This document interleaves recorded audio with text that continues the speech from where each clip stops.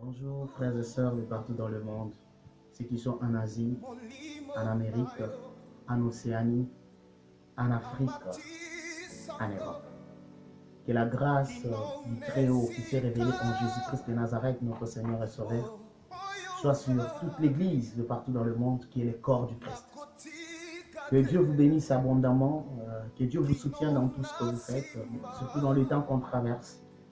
Que Dieu nous soutienne tous et que Dieu soit avec nous. Que la gloire retourne à Jésus-Christ de Nazareth, notre Seigneur et Sauveur, celui qui a accepté de venir dans ce monde et prendre notre place, mourir à la croix de Golgotha pour quelques-uns avant même qu'on soit né. Lui, il a accepté, il a environ 2000 ans, qu'il meurt à la croix de Golgotha afin de sauver ta vie, afin de sauver ma vie. Car il nous connaissait bien avant notre naissance. C'est pour cela nous lui retournons toute la gloire, toute la majesté, toute la puissance, toute la grandeur.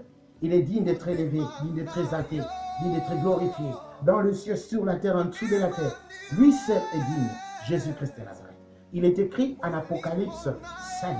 L'un des anges pose la question, qui est digne de prendre les livres, d'ouvrir les livres et d'en rompre les sceaux?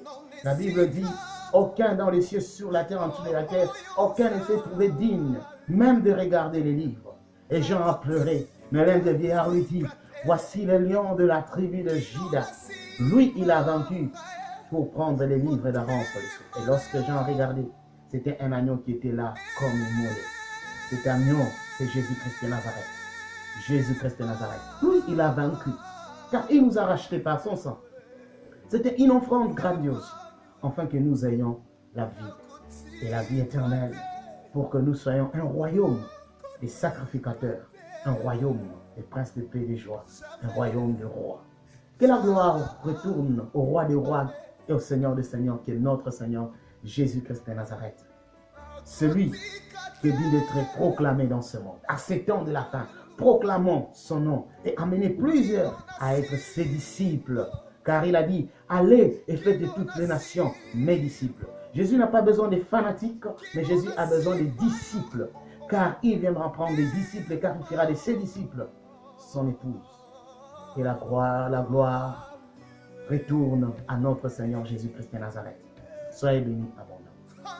Je vais vous faire un témoignage grandiose que j'ai reçu de la part du Seigneur Jésus pour faire comprendre à l'humanité tout entière, plus à l'Église, peu importe la persécution, peu importe le problème qu'on traverse, peu importe les souffrances, soyons fermes, car notre délivrance arrive bientôt. Notre délivrance arrive bientôt. Le Seigneur disait à ses disciples, là nous sommes dans Matthieu 24, nous sommes dans Luc 21, nous sommes dans Marc 13. Le Seigneur disait aux disciples, lorsque vous verrez ces choses, redressez la tête, redressez-vous. Lorsque vous verrez ces choses, ceux qui lisent, fassent attention. C'est très très important, parce que le Seigneur est à la porte, il vient pour prendre son église, son épouse. Là, je vais vous faire un témoignage que Dieu m'a fait grâce. C'était il y a quelques années en arrière, lorsque j'étais dans une famille, cette famille qui m'a beaucoup soutenu, cette famille qui était toujours auprès de moi. Lorsque j'étudiais, c'était une famille merveilleuse. J'ai passé des moments difficiles à cause du nom du Seigneur Jésus-Christ de Nazareth, mais cette famille m'a soutenu. Et comme on était habitué tout le temps, on avait des prières. Mais un jour, c'était un certain vendredi, nous étions dans le veillée. Toute la nuit, nous avons prié, nous avons adoré. Et le matin, lorsque je suis rentré dans la maison, dans la famille où j'étais, j'avais eu le temps de dormir. Et c'était vers 6 heures. De 6 heures à 10 heures, Dieu m'a fait une grâce énorme. Je me suis vu pris en esprit, d'une manière extraordinaire. D'une manière extraordinaire comment? C'est ce que je suis en train de vous parler. D'une manière extraordinaire parce que dans cette vision, j'avais vu c'est comme si c'était la fin du temps. La fin des âges. Et que le Seigneur rentre pour prendre son église. Subitement, je me suis vu devant moi, il y avait un feu. Devant le monde entier, un grand feu. Et plusieurs personnes étaient de ce côté-ci. On ne savait pas ce qui était au-delà de ce feu-là. Alors j'avais 3 enfants de cette famille-là. Maria, et Ephraïm et Céphas. Alors il fallait traverser ce feu pour accéder de l'autre côté. Et plusieurs personnes craignaient ce feu. Parce que c'était un feu énorme. Un grand feu, plus qu'une fournaise de feu. Et chose étonnante, il y a une voix qui nous appelait de l'autre côté, en disant venez. Et plusieurs personnes avaient peur de traverser. Ils avaient la crainte de traverser ce feu. J'ai pris le courage. Je me suis fait violence. Je dis je dois traverser. Je pris les 3 enfants. Un il était sous mes épaules, l'autre sous mon dos, un autre au niveau de ma poitrine. Je me suis dit non, je traverse. J'ai avancé. C'était un feu qui dégageait une grande chaleur. À ma grande surprise, lorsque j'avançais, la chaleur diminuait. J'avançais dans le feu, la chaleur diminuait. J'avançais dans le feu, la chaleur diminuait. Jusqu'au point où je me suis retrouvé au centre du feu et il y avait une fraîcheur énorme. Une fraîcheur qui apportait la paix, une fraîcheur de la bienveillance, une fraîcheur de la joie. Et j'ai traversé le feu. Et lorsque j'ai traversé le feu, à ma grande surprise, j'ai vu une ville extraordinaire. Une ville que je n'ai jamais vue. Même dans de grands films américains, asiatiques, même dans de grandes villes européennes, aucune ville ne peut être comparable à cette ville-là. Aucune ville ne peut être comparable à cette ville-là. C'était merveilleux, mais il n'y avait personne. Et quand j'avançais, on m'a montré le goudron, cela veut dire le chemin qui était asphalté, de l'or pur, l'or que je n'ai jamais vu, même dans des documentaires, de l'or extraordinaire qui brillait, de l'or, toutes les avenues étaient en or. Il y avait une verdure magnifique, la couleur verte avec cette pelouse, avec cette herbe très verte, des maisons construites en diamant, en cristal, en émeraude. Il y avait même des couleurs de mercure. C'était magnifique, magnifique. Et j'ai senti une paix énorme que je n'ai jamais sentie. J'ai senti une joie énorme que je n'ai jamais sentie. J'ai senti un amour énorme que je n'ai jamais senti. Alors je me suis dit, waouh, où suis-je? Où suis-je? Et une voix m'a dit, c'était la nouvelle Jérusalem. La nouvelle Jérusalem. Il n'y avait personne. Il n'y avait personne. On m'a montré des constructions que je n'ai jamais vues de toute ma vie. Des constructions extraordinaires de maisons en cristal. Des pavements en émeraude. Là, j'ai dit parce que c'est ce que je connais comme émeraude, comme de l'or. Mais en soi, c'est plus que ça. Avec une lumière grandiose. Une lumière qui n'a jamais existé dans ce monde. Toutes choses changées. La blanchir extraordinaire. Une lumière éblouissante. Et la voix qui me dit, c'est ça, la nouvelle Jérusalem. La ville qui a été construite pour l'église, pour l'épouse du Christ, pour mon épouse. C'est cette voix qui disait. Et subitement, je m'étais réveillé et j'étais sur terre. Ça m'a étonné. Je me suis dit, waouh, qu'est-ce que je viens de voir? Et je bénissais le Seigneur en train de prier. À un moment, j'ai commencé à méditer sur la parole. Je disais, mais c'est ça le paradis. Et le bon Dieu m'a fait croire que ce n'était pas le paradis. Parce qu'il n'y avait personne. C'est ainsi quand les gens disent ceux qui meurent en Christ partent dans la nouvelle Jérusalem. Non, je n'ai vu personne. Il est écrit en Apocalypse 21, s'il vous plaît. 21 de 1 jusqu'à 3, la Bible dit, j'ai vu une nouvelle terre, un nouveau ciel, car la première chose était disparue. Et j'ai vu la nouvelle ville Jérusalem qui descendait d'auprès de Dieu. C'était préparé comme une épouse pour son époux. Alors c'était la ville préparée pour l'épouse. Et le Seigneur Jésus dit dans Jean chapitre 14, il dit ceci, que votre cœur ne se trouble point, croyant en Dieu, croyant en moi. Il y a plusieurs places dans la maison de mon Père. Il y a plusieurs demeures. Je vais vous préparer une place. Je vais vous préparer une place. Et lorsque je me serai allé, je retournerai pour vous prendre afin que là où je suis, vous y soyez aussi. C'est cette place-là merveilleuse. C'est cette place extraordinaire. La nouvelle Jérusalem. Il n'y a personne. Personne. C'est une ville que le Seigneur Jésus a construite pour son épouse, pour son église. Frères et sœurs, ne ratez pas le royaume. Acceptez de tout rater sur terre, mais pas le royaume. Car c'est un endroit trop merveilleux. Ici sur terre, la terre ne peut jamais vous garantir la vie. Le monde ne peut rien vous donner car le monde donne que la mort. mais Seigneur Jésus donne la vie. Mais nous sommes ici comme la lumière du monde, afin d'amener plusieurs dans le royaume. Lorsque tu es sauvé, mets-toi au travail, sers ton Dieu, afin que tu amènes toi aussi plusieurs dans le royaume. Car c'est une vie magnifique. Dieu m'a fait grâce de me montrer cela. C'est extraordinaire. Et lorsque j'avais vu, j'avais gardé de moi-même, j'ai gardé ça des années. Je disais non, c'était formidable. Et le Seigneur a mis à cœur de partager cela avec l'Église pour donner l'espoir à une personne qui croit que c'est fini dans ce monde. Non. À ceux qui cherchent le Seigneur pour le bien du monde, non. Le monde n'est rien, car dans ce monde, tout est vanité, vanité, vanité. Et même nos prédications, parfois, lorsque nous prêchons pour amener l'amour du monde, l'amour de l'argent, oh, l'amour de l'argent, c'est la source de tout le monde, de tout le problème. Non, nous devons chercher plus l'amour de Dieu dedans de nous, car cet amour de Dieu va nous ramener vers le royaume, vers la nouvelle Jérusalem. Car il est écrit dans Jean chapitre 3, 16e verset. Il est écrit ainsi, car Dieu a tant aimé le monde, il a donné son Fils unique, afin que quiconque croit en lui ne périsse point, mais qu'il ait la vie éternelle. La vie éternelle dans la nouvelle Jérusalem, là où il y a l'éternité auprès du Seigneur. C'est une vie merveilleuse. Et beaucoup de gens vont se poser la question, alors c'est quoi le paradis? Si ça c'est la nouvelle Jérusalem, je vais vous dire une chose. Le paradis c'est un lieu de repos. Un lieu de repos. Là où ceux qui sont morts en Christ se reposent jusqu'à ce que le Seigneur lui-même viendra prendre son église pour l'amener dans la nouvelle Jérusalem, au ciel. Personne n'est au ciel, c'est ce que la Bible dit. Car la Bible dit dans Jean chapitre 3, lorsque Nicodème est venu vers Jésus de nuit pour lui poser la question, Rabbi, je sais que tu es un docteur venu de Dieu car personne ne peut faire le miracle que tu fais.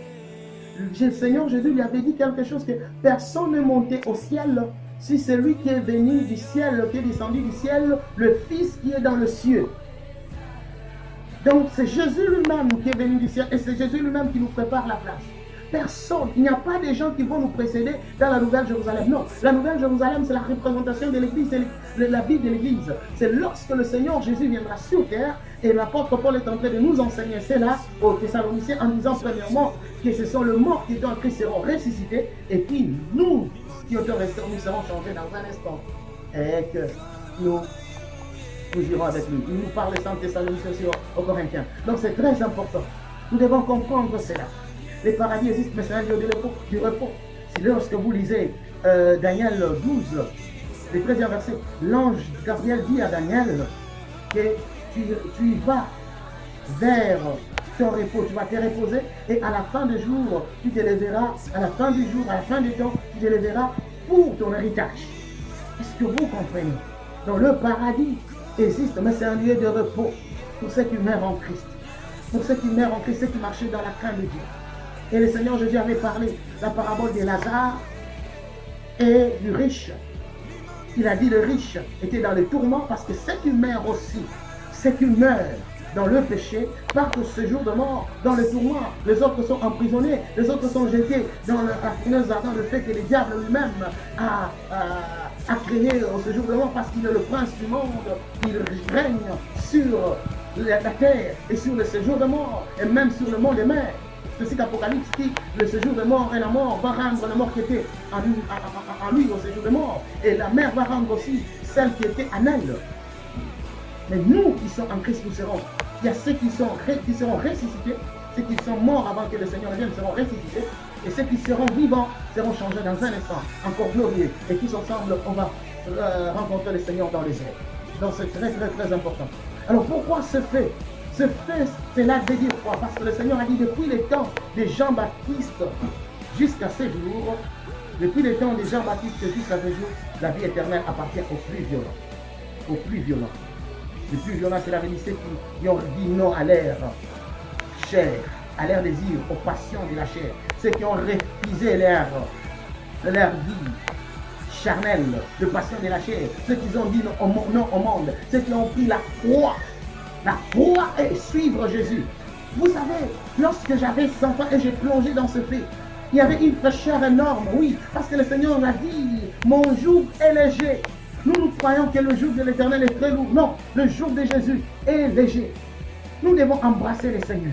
Nous devons dire non au monde et dire non parfois aux prédications qui nous amènent à aimer le monde. Il y a ceux qui marquent sur l'évangile de la prospérité. Je vous assure, c'est un évangile qui pervertit. Car la prospérité dépend de l'état de l'âme. Et ce n'est pas Dieu qui a parlé de la prospérité, c'est l'apôtre Jean qui a parlé de la prospérité, qui a dit, je me reste que tu prospères à tous égards, comme prospère l'état de ton âme. C'était la volonté des gens que cet homme, ce serviteur de Dieu, puisse prospérer à tous égards, comme prospère l'état de son âme. Donc nous devons prospérer spirituellement. Spirituellement, ça veut dire chercher une intimité avec le Saint-Esprit. Le Saint-Esprit est là pour nous révéler la volonté de Dieu, nous révéler l'amour de Dieu, nous révéler la grâce que Dieu a mis au-dedans de nous. Le Saint-Esprit est là pour nous amener à comprendre Dieu en profondeur, afin que le Seigneur puisse se révéler à nous, pour que nous ayons la connaissance du Père, comme l'apôtre Paul l'a dit aux Éphésiens.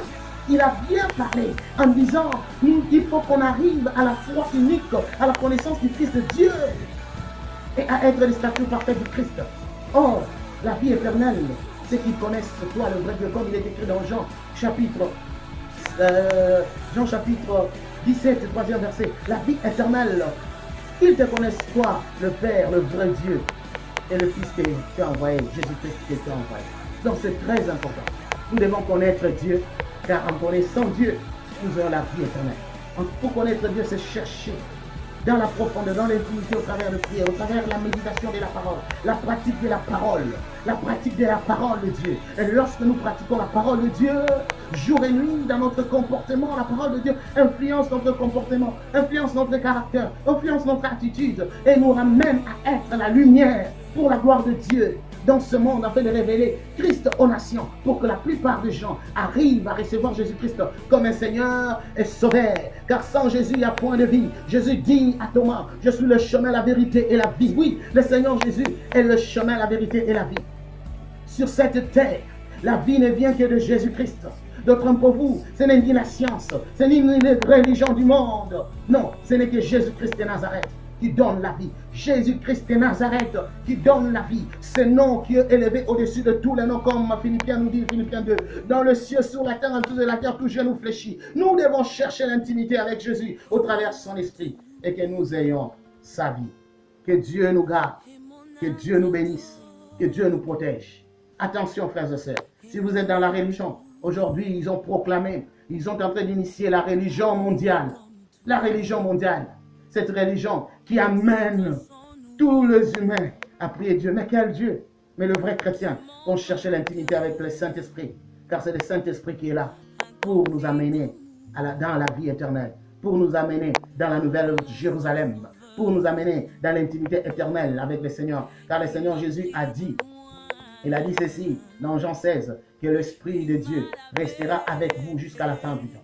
Il est avec nous. Nous devons le suivre. C'est lui qui nous conduit dans toute la vérité. Le Saint-Esprit, il nous révèle les choses cachées. Il nous parle de choses grandioses. Et il rend témoignage de Jésus. Et il nous pousse à rendre témoignage de Jésus-Christ de Nazareth. Et là, je vous présente Jésus-Christ de Nazareth. Car le nouvel ordre mondial qui amène à la religion mondiale et au gouvernement mondial, est en train de pervertir. Mes frères et sœurs, cherchons l'intimité avec le Seigneur Jésus. Cherchons l'intimité avec le Seigneur Jésus au travers de son esprit. Il est écrit dans Romains 8, le 11e verset, si l'esprit de celui qui a ressuscité Christ entre le mort, Jésus-Christ entre les morts habite en vous. Celui qui a ressuscité Christ d'entre le mort donnera la vie à vos corps mortels par son esprit qui est à vous. Donc, recherchons l'intimité avec le Saint-Esprit. Si tu n'as pas le Saint-Esprit, demande à Dieu de te donner le Saint-Esprit. Oui, parce qu'il y a certaines personnes qui n'en ont pas. Ils croient qu'ils en ont, mais cependant qu'ils n'en ont pas. Cherchons l'intimité avec le Saint-Esprit. Comme il est écrit dans Luc 11, 13e verset, la Bible est en train de dire ceci. Dans Luc, il est écrit ceci, que vous, le méchant, vous donnez les bonnes choses à vos enfants, puis votre raison, votre Père qui est dans les cieux donnera le Saint-Esprit à ceux qui lui demandent. Demandons le Saint-Esprit. Cherchons l'intimité avec le Saint-Esprit. Le Saint-Esprit est là. Le Saint-Esprit est là pour nous ramener dans le droit chemin, nous révéler le Père. Le paradis et la nouvelle Jérusalem, c'est des choses différentes. Le paradis, c'est les lieux de repos. Là où Lazare est arrivé dans la poitrine d'Abraham. Oui, c'est ça le paradis. Mais la nouvelle Jérusalem, c'est une vie de l'épouse du Christ. Elle avait dit de l'église. Oui, de l'église. Oui, de l'église. Car Jésus lui-même, l'époux, sera là. Et cette vie va descendre à la fin de toutes choses, lorsque Dieu va rétablir toutes choses, toute la création va descendre dans la nouvelle terre. Et ça sera pour la gloire de Dieu créateur de toutes choses, celui qui s'est révélé en Jésus-Christ de Nazareth. Notre Seigneur est sauvé. Frères et sœurs, dites non à votre chair, dites non à votre humanisme, dites non aux désirs et aux passions de la chair. Crucifiez cela à la croix de Golgotha. Prenons notre croix. Oui, dans la souffrance, soyons violents. Acceptez de perdre tout dans ce monde, mais ne pas perdre le royaume. Car l'état est proche, le Seigneur Jésus est à la porte. Time will delay no longer. Le temps est très proche. C'est à nous de chercher la profondeur avec le Seigneur Jésus et de marcher selon sa volonté, selon sa pensée. Que Dieu nous bénisse abondamment. Que Dieu nous bénisse abondamment. Nous devons revêtir Christ. Revêtons-nous Christ. Église, revêtons-nous Christ. Ne cherchez pas à être des fanatiques, des hommes, non. Des fanatiques, des serviteurs de Dieu, non. Mais cherchons à être les disciples de Jésus. Un disciple, c'est une personne qui est dans la discipline de son maître. Il cherche à marcher comme son maître, à parler comme son maître, à vivre comme son maître, à revêtir l'identité de son maître. On voit le maître au travers son disciple. Lorsque le disciple pose des actes, les actions, on voit que réellement, il est le disciple de tel. Alors, posons les actes comme des enfants de lumière, comme des fils de lumière, enfin, de révéler la lumière qui est Jésus-Christ de Nazareth, celle qui est venue imposer le royaume de Dieu. Alors, à chaque instant, prions que le royaume de Dieu vienne, que le règne de Dieu vienne, et c'est là nous verrons la gloire de Dieu manifestée. Car le monde entier attend avec un ardent désir la révélation du Fils de Dieu. Et la révélation du Fils de Dieu, c'est pour bientôt, car le Seigneur Jésus est à la porte. Il vient premièrement pour prendre son Église. Son Église. L'Église va le rejoindre dans les airs. Ceux qui sont morts en Christ, dans la crainte de Dieu, l'amour de Dieu, et ceux qui seront vivants seront transformés, et tous vont rejoindre le Seigneur dans les airs. Et après les années de tribulation, des grandes tribulations, les années au terme du règne de l'Empire et du faux prophète, le Seigneur Jésus viendra sur terre, rétablir son royaume pendant 1000 ans, jusqu'au jour où maintenant la ville sainte, la nouvelle Jérusalem, la vie de l'Église sera révélée aux nations tout entières. Que Dieu vous bénisse abondamment. Que Dieu nous bénisse tous. Que Dieu se souvienne de l'Église du Congo, l'Église de l'Afrique du Sud, de France, de l'Angleterre, des États-Unis, de l'Allemagne, de l'Éthiopie, de Madagascar, de l'Inde, de partout dans le monde, partout dans le monde, partout dans le monde, partout dans le monde. Mes frères et sœurs de la République démocratique du Congo, continuez à chercher Dieu en profondeur. N'ayez pas peur. Ne pensez pas à la politique congolaise, ne peut rien vous apporter. Seul Jésus peut apporter la paix. Seul Jésus-Christ de Nazareth peut apporter la paix et la sécurité. Et l'État approche, il vient pour prendre son Église et à la fin rétablir la paix et la sécurité sur toute l'étendue de la terre, sur toute la surface de la terre. Ceux qui seront prêts vont vivre éternellement avec nous. Alors frères et sœurs, dites non à la vie du monde, à l'impudicité, à ce que nous voit l'homosexualité, ce que nous voit le lesbianisme, les choses contre nature que les hommes font dans ce monde. Dites non aux désirs, aux passions de l'homme qui éloigne loin de Dieu l'homme. Mais embrassons Jésus et embrassons Jésus pour la vie et la vie éternelle. Que Dieu vous bénisse abondamment. Aucune religion du monde ne peut sauver. Ce n'est que le nom de Jésus-Christ de Nazareth qui sauve, car c'est lui le chemin, la vérité et la vie. Il sauve ceux qui le suivent en cherchant l'intimité, en cherchant sa justice, en cherchant le royaume des cieux.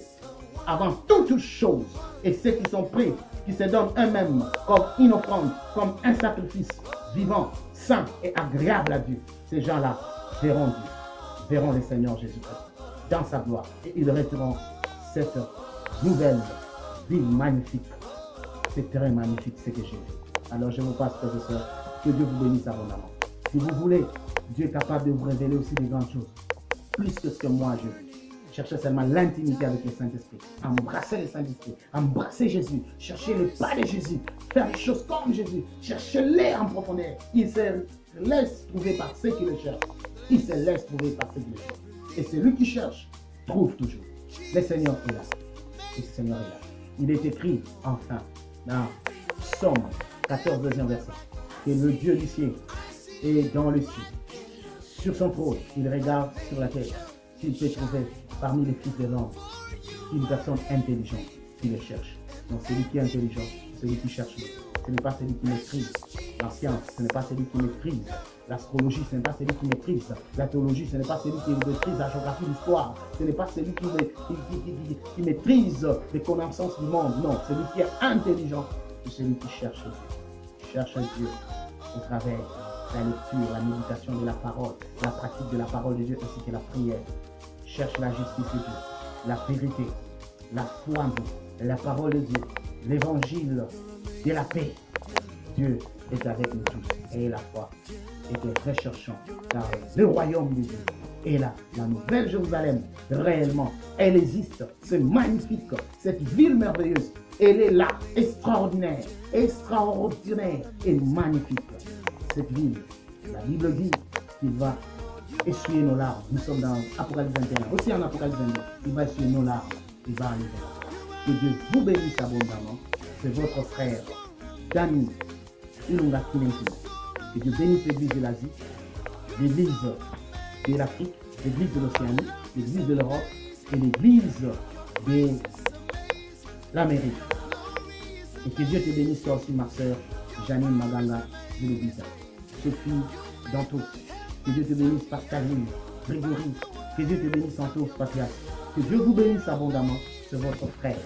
Et que Dieu bénisse le pasteur Joao. Dieu vous bénisse abondamment. Le prophète Matt. Que Dieu vous bénisse abondamment pour l'œuvre que vous êtes en train de faire pour le Seigneur. Que Dieu vous bénisse, le pasteur Eddie. Continuez, l'ancien Blaise, Papa Eric, Michou, Lafila. Que Dieu vous bénisse. Que Dieu vous bénisse. Nous avons été insultés, rejetés, traités de tout le monde, des sorciers, dans la famille que j'aimais, à cause de l'amour de Dieu. À cause de l'amour de Dieu. Mais on n'a jamais abandonné le Seigneur. Car nous avons que le Seigneur est là pour nous. On a accepté de tout faire pour la gloire de Jésus-Christ de Nazareth. Que Dieu vous bénisse abondamment. Et que Dieu se souvienne aussi de Henri Numbi, sa femme Patricia et tous les enfants. Car c'est dans leur maison que Dieu m'avait fait grâce de voir cette vie. Que Dieu vous bénisse abondamment au nom du Seigneur Jésus-Christ de Nazareth. Soyez dans la paix, dans la joie. Nous disons Amen.